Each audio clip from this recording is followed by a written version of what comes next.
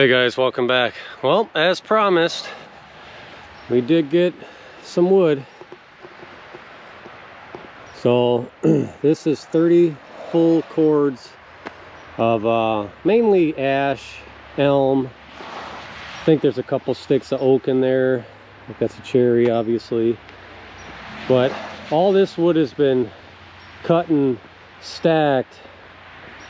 What did he say? He said about 9 months on stringers, so it's all got cracks, so it's all fairly dry. Obviously, as we know, when you split it open, it's not dry. And then I have 6 cords of pure cherry here, and then 6 cords, actually 6 1/4 cords of hickory. Now these are much bigger. So here's an example. Put my foot to the bottom. And that's not even the biggest one. The biggest one's one over here. So all of this wood I'm going to be cutting by hand, splitting by hand, which is okay. That's okay. I don't mind doing it. We've been doing it for the last 3-4 days. All that big stuff I separated, so obviously there's some little stuff in there or whatever, but it should be pure hickory. That's definitely not. So one stick there. I don't think, no, this is hickory too, right? Yeah. So not too bad. I mean, this piece of crap log here, but either way, it'll still make firewood. And the cherries obviously definitely bigger, but he told me that before I told him I wanted it, that some of them are a lot bigger, and I'm okay with that. I mean, a lot of these are all crooked logs. These are all mill rejects, so, but it all make really nice firewood. So yeah, definitely a lot of wood. I mean, it's, I know on camera it never does justice, but that's roughly probably 10 feet tall all the way down. So these squares, I'm not exactly sure how wide they are. If I had to guess, here, let's see.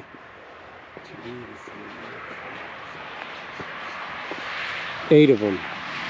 So it looks like they're 8 feet. So 1, 2, 3, 4, 5, 6, probably 7. 50 feet times 10. Either way, this is 30 full cords of wood. You could tell by the drip marks of the truck. Real nice, but whatever. It was right down the driveway. So yeah, I just came down here early this morning, got all the debris cleaned up. So he brought all this wood to me starting this last Monday, so today's Saturday. I think he brought at least 1 or maybe 2 a day, depending on the day. There's a couple of days I think he missed. But this stuff he brought yesterday, midday. So I think I'm gonna work on this. We'll get this done either today or tomorrow. We'll get bang all that out. I had it where he separated so I could still get in here, grab them, because these are big. I mean, you're gonna get a lot of wood out of this big log, you know. Even these are big. Like this I could probably stick through the processor, these two, but so I'm gonna be separating the hickory and the cherry. That's probably the only woods I'm gonna separate, unless one day I decide I want to purchase oak, pure oak, and I'll separate that.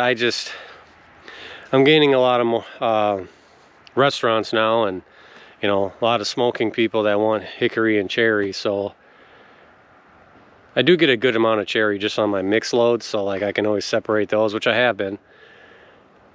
Hickory is one, I don't get a lot of it. I have a couple sticks in my old delivery that I had a while back, but these, like I said, these have all been sitting, he said 9 months to a year, so it should be good and hard.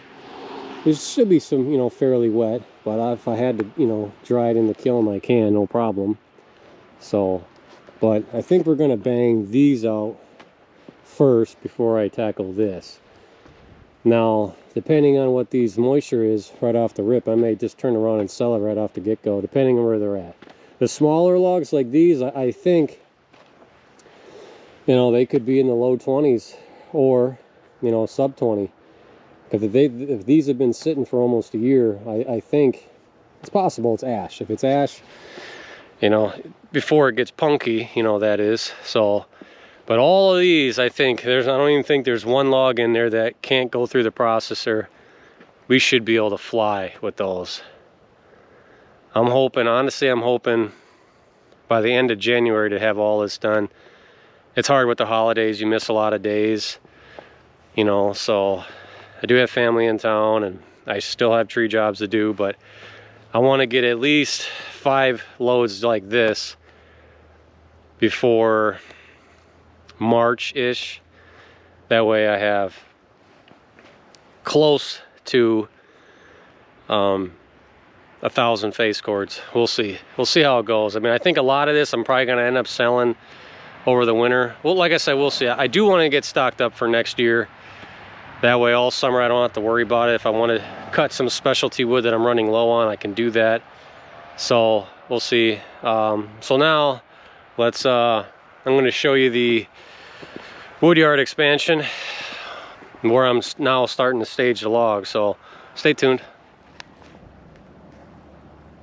All right, so as you can tell, I started laying some wood chips down and I brought over a few totes. So this is a pretty big space. So all the way back here, obviously I got to get those stumps out, but what I'm going to do is double stack rows all the way down. Mixed hardwood on this side. Over here I'm going to do, like that's a tote of cherry. I'm going to do cherry and hickory side by side. So I'll be able to get a lot of rows in here. If I had to guess, 1, 2, 3, 4, 5, 6, 7, 8, maybe 9, depending on how tight I put them. Can't put them too tight because I got to be able to drive in. So I'm not going to go any further because I want to leave this whole area wide open because all the deer come in here and whatnot. The house that we bought is down there. So I'm going to come in here, double stack them how I am. Obviously, as you can tell, the sun's rising right there. This gets sun all day. So, and as the wood dries, when it's time to deliver them, I just come over here, pick them up and go right down the line. Because obviously this will be the driest, and then so on. And then grab the next one and then the next one. Once this row's gone, now I can restart stacking here for the next season. And then my specialty wood, cherry, and then I'll have hickory. 2 rows of this should be okay. Yeah, I'll probably end up sticking the other one over here. I don't know, I haven't decided yet. I can go straight down the line here. I'm gonna have a lot of room up there. I just gotta make sure I got room to maneuver. So, I don't know. I can always, maybe I'll stack it here because the mixed hardwood I'm gonna have way more, I think, than cherry and hickory, like specific. So, I don't know. I'm not sure yet exactly. This is all, it's all new for the one section of the drying yard, but this is a big space. Yes, I could triple stack them. There is grade here. I don't think I'm going to do that. I think double is just fine. That's a lot of weight. We do get, you know, a good amount of snow. It freezes. I just don't want it to tip over and cause like a big problem. So double stacking is fine. So that's kind of an update on the wood yard. I think it's going to work out well. Hopefully within a week I give you an update on how much product we've produced, which will be a lot more than what you see here. Hopefully. Most of it will be, like I said, more likely primarily hickory. I need to get going on that. I think I'm going to get an order for that real soon here. And the hickory that I just got in, it should be fairly dry. I think it'll be good enough for the smoker, the new guy. We'll see. Cherry, yeah, that's the same batch. It should be, I don't know, we'll see. Depends on what moisture content he wants. So if I got to throw it in the kiln for a couple days, I'll do that. I don't think it'll take that long to bring it down to what I need. So yeah, kind of a little update on the wood yard. I mean, I'll be putting all my wood chips from all my jobs in here. It's hard to say how long this is. I mean, I'd say it's hard to tell. So if you look at my pole barn there, from here to the end of that, I want to say that's 36 feet wide. This one I want to say is 24, so that's 50. It's at least 4 of those. So 200 Maybe, no, it's got to be more than that. I don't know. It's for sure a football field long. And I know that because I used to play football for years. So I'd say it's 100 yards, give or take. By, I don't know, maybe down here I'd say for sure it's probably 40 yards wide, and up there it probably gets down to 30-ish. So it's a big space. When you stack them like this, it works. I know some of you guys are gonna say, you know, just make a huge piles and this and that. Well, this is the only way you can tell when I stack this, I didn't stack it properly. Should probably move this one and pull this guy back so she don't slide off. I don't think she will. Yeah, I might do that. I don't like that. This is really the only way to know your exact inventory. So instead of just having big mounds of piles of wood, you know, and you're guessing, now I know exactly what I have. Plus it dries better that way, and I'll argue with anybody who wants to say otherwise, because otherwise if you got those big piles, and I don't care how you put pallets underneath and, you know, it's really windy there or whatever, you should still rotate those piles. So like flip them over kind of deal. And if you don't care and you want to sell it, whatever, that's fine. At least I know here everything is getting airflow, it's getting sun, and so on. It's not buried underneath 14 feet of other wood that doesn't breathe. So, but to each their own. So yeah, that's pretty much what I got for you guys today. I'm assuming my future videos I'll be able to show you a lot of deer that come through there, because there's a lot. So, but yeah, hopefully you guys enjoyed that.